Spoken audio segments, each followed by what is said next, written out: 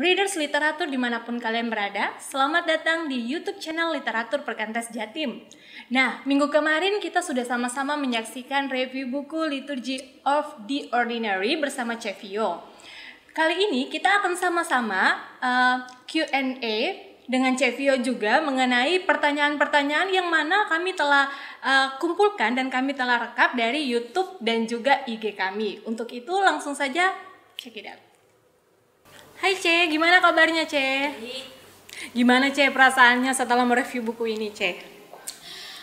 Sebenarnya kalau soal nge-review buku, sejak awal waktu aku ngedit buku ini kayak begitu, aku sudah merasa terberkati banget dan pengen untuk sharing buku ini ke orang lain kayak begitu. Cuman waktu itu jadinya lebih ke mouth to mouth kayak begitu ya, jadi lebih ketemu orang yang bisa aku sharingin kayak begitu, atau di pameran buku kayak begitu ketemu orang ya aku sharingin. Cuman pas waktu diminta untuk review kayak begitu, akhirnya kayak merasa oh ya ini bisa untuk sharing ke orang dalam jangkauan yang lebih luas kayak begitu. Dan kenapa excited dengan buku ini, karena ketika dia membahas kayak gitu bagaimana hidup kita beribadah di dalam Tuhan dalam keseharian, dia bukan tipe yang di permukaan kayak gitu bahwa cuma mengatakan bahwa kita harus hidup kudus, kita harus mempersembahkan hidup kepada Tuhan kayak begitu, tapi dia menjelaskan bagaimana caranya kayak gitu, dan secara detail dalam setiap bab bagiku sangat-sangat insightful kayak begitu ya. Jadi excited untuk sharingkan ke orang lain, ke teman-teman yang lain. Wah, luar biasa ya teman-teman, maknanya dalam banget. Jadi Cece ini yang mengedit buku ini sekaligus juga yang mereview buku ini. Luar biasa. Nah, kita tuh udah mengumpulkan beberapa pertanyaan dari teman-teman semua, dari IG dan juga YouTube kita. Nah, Cece udah siap nggak jawab pertanyaan dari teman-teman? Semoga ya. Pertama dari @Christian Alfa Gutama. Hai Christian. Halo Kak, aku mau tanya. Buku itu apakah menolong kita mengendalikan kehidupan sehari-hari kita dari segi apa Kak? Apakah dari sisi gelap atau dengan interaksi sosial manusia dengan manusia lainnya? Terima kasih. Oke, langsung jawab ya. Iya, Cek. Jadi buku ini basicnya adalah dia memberikan kita sebuah pemahaman, sebuah kerangka berpikir yang baru ketika kita melakukan hal-hal yang biasanya kita lakukan. Jadi biasanya mungkin kita ngelakuin hal-hal mulai dari kita bangun tidur, kita mandi, kita makan, dan lain-lain sebagainya, kita lalui dengan begitu aja. Tapi buku ini membuat kita memikirkan ulang bahwa setiap kegiatan-kegiatan yang terperinci kecil dan biasa yang rutin kita lakukan sebenarnya punya makna yang sangat dalam, di mana kita dibentuk menjadi murid-murid Kristus. Bagaimana kita berrelasi dengan Allah dan juga bagaimana kita berrelasi dengan diri sendiri maupun dengan orang lain kayak begitu. Nah, sebagai contoh misalnya ketika kita membersihkan tubuh, merawat tubuh kayak begitu, mungkin kita seringkali hanya berpikir bahwa ketika kita mandi, kita gosok gigi, kita melakukan berbagai perawatan tubuh, itu adalah bagian di mana saya menjaga kesehatan supaya saya sehat, saya bersih, saya harum, supaya saya bisa pergi bekerja dengan baik kayak begitu. Jadi bagi kita kegiatan-kegiatan mandi dan lain sebagainya ini lebih remeh, tapi kita harus melakukan itu supaya kita bisa melakukan pekerjaan yang lain yang lebih penting dan besar. Padahal sebenarnya ketika kita di sini dia bilang bahwa ketika kita mandi, ketika kita merawat tubuh kayak gitu, itu adalah bagian di mana kita melihat bahwa Allah sendiri adalah pribadi datang ke dalam dunia dan pribadi yang bertubuh kayak begitu. Dan tubuh itu adalah tubuh yang baik, kita diciptakan dengan tubuh yang baik, dan setiap jaringan, otot, saraf, apapun yang Tuhan sudah susun sedemikian rupa sehingga bisa menjadi tubuh kita, ini adalah tubuh yang baik yang berkenan di hadapan Allah, dan ini adalah tubuh yang digunakan untuk menyembah Allah kayak begitu. Jadi yaitu kadang setelah membaca buku ini, kadang waktu mandi itu yang terpikirkan, dan rasanya itu bahagia ketika bisa memikirkan tubuh itu dalam cara seperti yang Allah pikirkan kayak begitu, bukan sekedar sesuatu yang tidak begitu penting yang hanya digunakan untuk melakukan hal-hal yang mungkin lebih penting bagi aku kayak begitu. Itu sih. Jadi kalau ngomong tentang apakah ini mengungkap mengungkap sisi gelap atau enggak, apakah ini berkaitan dengan relasi kita dengan sesama atau enggak, kayak gitu. Saya kira ada bagian-bagian yang akan memaparkan bagian itu ya, kayak gitu. Misalnya aja kalau kita makan kayak begitu, mungkin sisi gelap yang tanpa sadar kita nggak merasa itu ada di dalam diri kita adalah bagaimana sebenarnya mungkin kita sudah digiring menjadi orang-orang yang konsumeristis, yang hanya melihat bahwa ketika aku makan itu adalah proses di mana aku lapar, aku butuh makan, proses biologisku bilang aku butuh makan, aku pengen cari makanan yang enak, aku makan, ya sudah, aku kenyang, kayak begitu. Tapi tidak lagi melihat proses ketika makan itu sebagai proses di mana kita menyadari ini adalah bentuk kebergantungan kita kepada Allah, tapi juga kebergantungan kita kepada sesama. Makanan itu tidak jadi begitu saja di atas meja kita, kayak begitu. Tapi makanan itu bisa hadir lewat proses yang panjang, kayak begitu. Ada orang yang menumbuhkan, ada orang yang menanam, kayak begitu. Tuhan menumbuhkan, kemudian ada orang yang memancing, mungkin ikan dan lain-lain sebagainya. Diproses sampai bisa jadi makanan yang sehat yang tersedia di hadapan kita. Nah, cuman kadang karena masa ini masa yang serba instan gitu ya. Biasanya makanan kaleng kayak begitu, kemudian makanan-makanan instan dan lain-lain sebagainya. Kita nggak terpikir lagi bahwa makanan itu hadir di meja kita. Kita melihat bahwa semuanya ada proses di baliknya, kayak begitu. Kita hanya melihat, oh ya sudah, ini makanan yang aku lagi lapar, aku ambil, aku makan, kayak begitu. Itu seperti makanan yang tanpa nama, tanpa ada asal usul, kayak begitu. Jadi yaitu dia memproses ulang bagaimana bagian-bagian kita melihat sisi-sisi yang mungkin kita tidak sadari, kita sudah cenderung menjadi orang yang konsumeris, kayak begitu. Atau kita juga tidak menyadari bahwa kita sebenarnya bergantung kepada Allah dan bergantung kepada orang lain, kayak begitu. Kalau tadi pertanyaannya soal apakah itu membangun relasi, apakah itu mengungkap sisi gelap, kukira ada bagian-bagian itu yang bisa menjawab pertanyaan yang tadi, kayak begitu. Wah, luar biasa ya. Buku ini secara pribadi menegur saya sih sebenarnya, karena saya juga kalau makan ya langsung makan aja, ya nggak memikirkan sampai sedetail itu. Tapi buku ini benar-benar menantang saya dan juga mungkin teman-teman yang mendengar untuk membaca dan meninjau lebih dalam mengenai sebenarnya Tuhan itu melihat kita secara detail sampai seperti itu. Pertanyaan kedua dari @Kamaria Rebecca. Halo Kak Maria. Autornya sendiri ternyata aktif di pelayanan kampus juga ya. Adakah pembahasan di bukunya yang related dengan kehidupan mahasiswa? Oh ya, disebut juga di reviewnya tentang saat teduh di pagi hari. Apakah sebetulnya itu sebuah keharusan? Karena bagi sebagian orang mungkin waktu terbaik mereka bukan di pagi hari. Mana yang lebih penting, memberikan waktu terbaik atau memberikan waktu di pagi hari? Gimana, Ce? Oke. Ya benar, kalau teman-teman lihat autornya memang terlibat di dalam pelayanan kampus kayak gitu ya. Yang berikutnya, apakah ada bagian dari buku ini yang related dengan kehidupan mahasiswa? Mungkin secara spesifik tidak dibahas kayak begitu, tidak dibahas secara spesifik tentang bagaimana kehidupan mahasiswa, keseharian mahasiswa kayak begitu. Tapi sangat banyak prinsip-prinsip sehari-hari yang aku kira secara umum pasti kita semua lalui kayak begitu, mulai dari bangun tidur, kita makan dan lain-lain sebagainya kayak begitu. Jadi misalnya kalau bagian tentang bagaimana kita bekerja kayak begitu, saya pikir cukup related dalam artian begini, apakah kita melihat bahwa ketika kita belajar sebagai mahasiswa kayak gitu, apakah kita melihat bahwa proses belajar itu adalah proses di mana Allah sedang belajar melalui kita? Apakah Allah sedang menuntun kita di dalam setiap pekerjaan yang mungkin kadang sebagai mahasiswa kita anggap melelahkan, mungkin kita anggap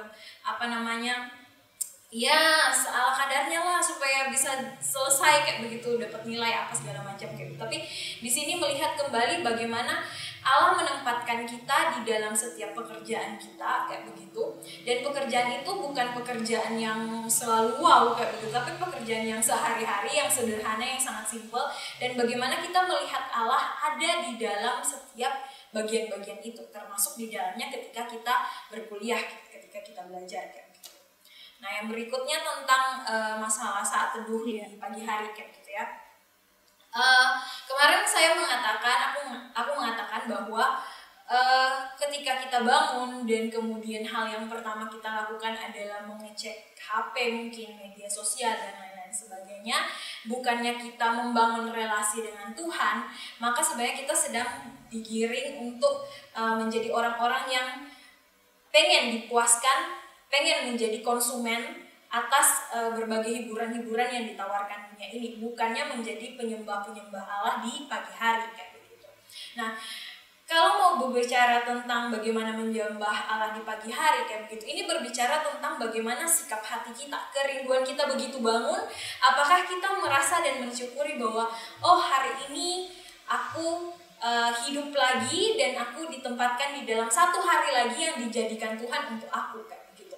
Nah, ketika itu terjadi, maka wujud kita yang pertama yang akan kita lakukan mungkin adalah kita mengucap syukur kepada Allah kayak gitu. Entah itu kita mungkin berdoa, atau bisa jadi lebih lanjut ke dalam pembacaan firman Tuhan kayak begitu.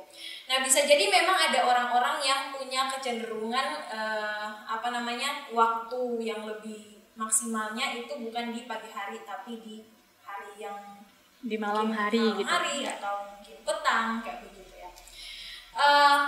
It's okay ketika kita mau mengambil waktu yang khusus untuk bisa lebih dalam membaca kebenaran firman Tuhan kayak gitu. Tapi yang pasti ketika di pagi hari kita mau melihat bahwa apakah pagi hari itu adalah pagi di mana hati saya ini terhubung dengan Allah, hati saya ini bersyukur karena apa yang Allah jadikan. Bukan saya langsung lebih kepengen untuk nyari tahu dulu perkembangan berita terkini, perkembangan artis terkini, perkembangan teman-teman di grup sosial kita, di berbagai medsos dan lain-lain sebagainya kayak gitu. Tapi melihat bahwa Allah yang terpenting dan ini adalah hari yang dijadikan Allah. Wah, betul banget ya, Cek. Pertanyaan ini juga sering ditanyakan sih, Cek. Sebenarnya sama adik-adik KTB saya lebih spesifiknya ya. Mereka tuh kadang juga bingung karena sebagai seorang mahasiswa kami tuh kesulitan membagi waktu, apalagi kalau di pagi hari saat teduh dituntut, misalnya pagi hari pagi-pagi buta jam 5 pagi. Nah, itu kami kadang kesulitan. Nah, buat teman-teman mahasiswa yang masih bingung, sebenarnya ini baiknya saat teduh di pagi atau di malam hari. Nah, kayaknya ini menjawab pertanyaan kalian juga. Yang penting itu keinginan hati kita ketika bangun pagi itu sebenarnya apa sih yang kita cari dulu gitu ya, Ce? Apakah medsos, handphone, ataukah kekasih hati mungkin? Tapi yang ditekankan di buku ini adalah apakah ketika kamu bangun pagi kamu mencari Tuhan, seperti itu ya, Ce? Ya, karena itu membentuk kebiasaan kita sih kayak begitu. Dan bukan berarti aku bilang bahwa sudah sepelekan aja untuk saat teduh di pagi hari ya kayak gitu, bukan juga. Sebaiknya memang bahwa ketika di pagi hari, ketika kita punya waktu dan kita bisa fresh, kadang-kadang sih kita nyari-nyari alasan kayak gitu, nggak bisa padahal sebenarnya ngatur waktunya yang nggak baik kayak begitu. Nah, sebisa mungkin memang waktu yang fresh adalah waktu ketika kita bisa di pagi hari menikmati, mengawali hari bersama-sama dengan Tuhan kayak begitu. Nah, teman-teman mahasiswa, semangat pagi hari. Pertanyaan ketiga, Michael TR, semoga benar ya Kak Michael, mau tanya bagaimana Allah tetap bekerja dalam keseharian orang-orang yang tidak percaya, dan apakah ketakjuban dan kasih anugerah yang Allah berikan dalam kehidupan keseharian orang Kristen itu sama atau tidak terhadap mereka yang tidak percaya. Terima kasih. Langsung aja, Cik.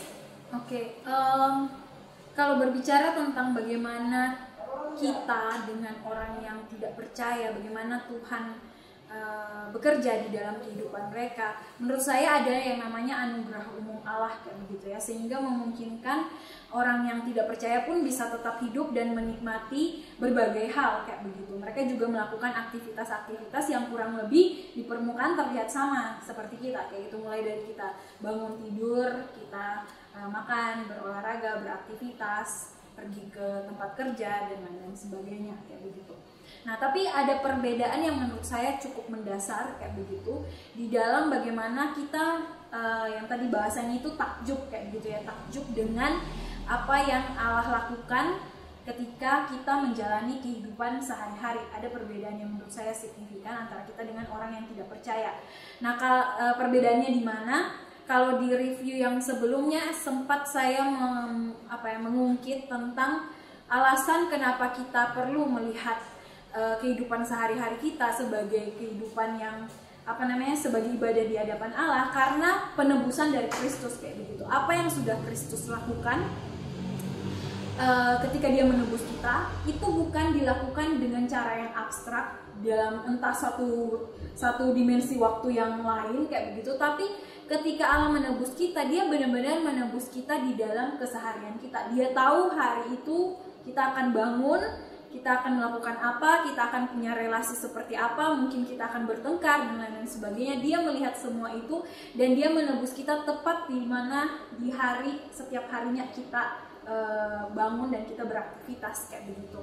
Nah, ketika kita berbicara tentang doktrin penebusan ini, saya akan ambil contoh salah satunya dikaitkan dengan kehidupan sehari-hari di dalam hal makan kayak begitu ya.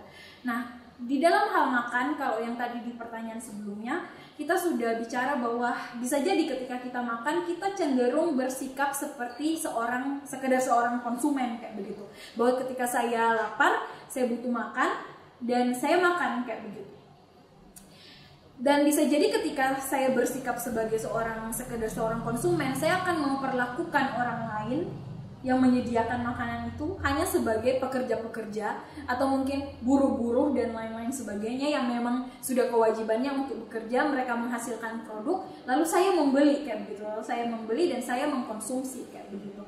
Nah, dengan cara demikian saya tidak melihat orang lain sebagai orang-orang yang perlu untuk saya kasihi kayak begitu, karena saya hanya melihat ya mereka memang bekerja untuk memenuhi apa yang menjadi kebutuhan saya kayak begitu. Nah, tapi kemudian ada satu pembahasan mengenai makan di sini di mana itu dihubungkan dengan yang namanya sakramen perjamuan kudus. Nah, sakramen perjamuan kudus kita makan bersama-sama sebagai satu komunitas tubuh Kristus yang sudah ditebus kayak begitu. Kita mengingat kembali pengorbanan Kristus kayak begitu. Kita makan simbol perlambangan tubuh Kristus, yaitu roti, dan minum anggur yang menjadi perlambangan darah Kristus kayak gitu. Nah, ketika makan ini kita merayakan penebusan Kristus dan kita mengingat bahwa kita pun diutus sebagai orang-orang yang datang yang bisa masuk di dalam dunia ini dan menebus dunia ini kayak begitu. Nah, ini akan mengubah cara pola kita makan kayak begitu. Jadi bisa dilihat ya, kontras banget. Kalau yang tadi sikap sebagai seorang konsumen, kita hanya sekedar melihat makanan sebagai makanan yang memang harus memuaskan saya dan orang lain yang memang orang lain yang bekerja, karena mereka harus bekerja demikian supaya memenuhi kebutuhan saya beli dari mereka kayak begitu. Nah, tetapi doktrin penebusan yang kita nikmati lewat ekaristi, lewat makan perjamuan yang kita nikmati bersama, itu mengingatkan kita kembali akan pengorbanan Kristus, bahwa saya makan karena Kristus sudah mengorbankan dirinya bagi saya kayak gitu, sehingga saya bisa menikmati berkat yang Tuhan berikan ini kayak begitu. Dan saya bisa melihat bahwa tugas saya bukan mengeksploitasi orang lain untuk memenuhi kebutuhan saya, tapi justru saya harusnya menjadi orang-orang yang bisa mengasihi orang lain, orang-orang yang bisa berpikir bahwa ketika saya makan, saya sebenarnya sedang memberikan keadilan bagi mereka atau enggak kayak begitu, atau sebenarnya saya sedang memikirkan mereka hanya sebagai buru-buru dan pekerja yang memenuhi kebutuhan saya kayak begitu. Jadi di dalam buku ini mengatakan bahwa ini akan mengubah cara kita makan. Ketika kita makan, kita akan berpikir bahwa apakah makan ini menjadi sebuah bentuk di mana saya bisa lebih mengenal orang lain, saya bisa lebih mengasihi orang lain, dan saya bisa lebih berkorban bagi orang lain kayak begitu. Dan di satu sisi yang lain adalah saya melihat makanan saya bukan sekedar sebuah makanan yang benda mati yang kemudian saya konsumsi begitu saja kayak begitu, tapi ini adalah pemberian Allah dan kebergantungan saya kepada Allah dan juga kepada orang lain yang menyediakan berkat-berkat ini kayak begitu. Kayak itu sih. Jadi bagi saya maksudnya meaningnya itu bakalan beda banget kayak gitu, karena ada pemahaman-pemahaman doktrin yang tadi di baliknya. Penjelasan yang luar biasa ya teman-teman, sangat memberkati kita semua, dan Saya sampai speechless dengan penjelasan Cece. Ya, untuk itu langsung aja kita masuk ke pertanyaan terakhir. Pertanyaan terakhir dari @Christian Alfa Gutama, dari Kak Christian lagi nih. Pertanyaannya, aku mau tanya lagi Kak, dalam buku ini apakah juga membahas dan dibukakan bagaimana cara Tuhan membentuk kita di dalam kehidupan sehari-hari, dalam jatuh bangun manusia di dalam dosa? Soalnya pas banget sama pergumulanku Kak, sepertinya bukunya bagus dan keren. Terus mau tanya juga, literatur perkantas Jatim bisa buat kayak member card gitu nggak Kak? Oke, aku jawab yang pertama aja ya. Kedua mungkin Ibu Elsa yang lebih bisa menjawab. Oke, kalau dibilang apakah buku ini dia akan mengadres dosa-dosa spesifik tertentu kayak begitu dan pergumulan jatuh bangun di dalamnya, mungkin tidak secara spesifik seperti itu kayak begitu. Tapi pemikiran saya begini. Ketika kita hidup di dalam dunia yang berdosa kayak begitu, kecenderungan kita sebagai manusia berdosa adalah melakukan dosa kayak begitu. Dan buku ini sebenarnya memberikan kita kerangka untuk bagaimana menghidupi kehidupan yang saleh di tengah-tengah perlawanan kita kepada kecenderungan-kecenderungan kita yang berdosa kayak begitu. Nah, kalau misalnya berbicara tentang kecenderungan dosa, salah satu dosa yang bagi saya sangat sering kita lakukan, tapi sangat juga sering tidak kita sadari adalah dosa kefasikan kayak begitu. Dosa di mana kita lupa bahwa Allah ada di dalam hidup kita, di dalam setiap nafas kita, di dalam setiap apa yang kita lakukan kayak begitu. Nah, ketika dosa kefasikan ini terjadi, kita biasanya cenderung tidak sadar kayak gitu. Ya, saya melakukan aktivitas saya sama seperti biasanya, walaupun tanpa Allah di dalamnya, itu nggak akan bikin saya resah kayak begitu. Berbeda mungkin dengan dosa-dosa yang cenderung lebih kelihatan jelas, misalnya dosa pornografi atau dosa mencuri atau lain-lain sebagainya kayak gitu. Mungkin itu bisa lebih cenderung mengobrak-ngabrik nurani kita kayak gitu ya. Saya sedang salah, saya tahu saya sedang salah. Nah, tapi dosa kefasikan seringkali kita lakukan tanpa kita sadar kayak begitu. Nah, padahal dosa ini adalah dosa yang sangat serius kayak begitu. Dosa yang sangat serius ketika kita melupakan Allah dan bahkan tidak memikirkan sama sekali bahwa Allah sebenarnya sedang hidup di dalam keseharian saya kayak begitu. Jangan sampai kita hanya melihat Allah terkotakkan di dalam area rohani ketika kita beribadah di gereja atau ketika kita sedang mengikuti kegiatan-kegiatan pembinaan rohani lainnya kayak begitu. Tapi melupakan kalau Allah justru sangat ada dan dia justru sedang bekerja lewat keseharian kita kayak gitu. Jadi buku ini memberikan kita kerangka bagaimana kita bisa melawan dosa kefasikan ini, memikirkan tentang Allah setiap hari lewat hal-hal yang paling sederhana yang seringkali kita lakukan tanpa kita ingat bahwa ada Allah di dalamnya kayak gitu. Jadi bagi saya ini buku yang sangat menolong untuk kita bisa memerangi yang namanya dosa kefasikan. Ya, penjelasan yang sangat luar biasa untuk kita semua. Semoga penjelasan dari Cevio bisa menolong teman-teman dalam pertanyaan-pertanyaan yang masih membingungkan selama ini. Untuk member card sendiri, saat ini kita belum memiliki member card, tapi terima kasih buat Kak Christian. Untuk saran yang baik, kami akan memikirkannya nanti. Sebelum kita mengakhiri video kali ini, Cece boleh berbagi dong buat kita semua kalimat atau kutipan yang menurut Cece paling menarik dari buku ini. Ya, kalau misalnya diminta kasih satu kutipan kayak gitu ya, sebenarnya sulit. Sulitnya bukan karena nggak ada kutipan yang bagus dari buku ini, tapi sulitnya justru karena terlalu banyak kutipan-kutipan yang bagiku sangat keren di buku ini kayak gitu, sangat mencerahkan dan sangat mengoreksi secara pribadi kayak begitu. Tapi kalau misalnya diminta untuk kasih satu, mungkin bagian ini yang bisa saya bacakan aja langsung ya, kayak begitu. Di sini si Tis penulisnya ngomong begini. Apa yang saya lihat dalam kelemahan saya sebagai hari membosankan seperti hari-hari lainnya, sebenarnya merupakan suatu hari yang Allah jadikan.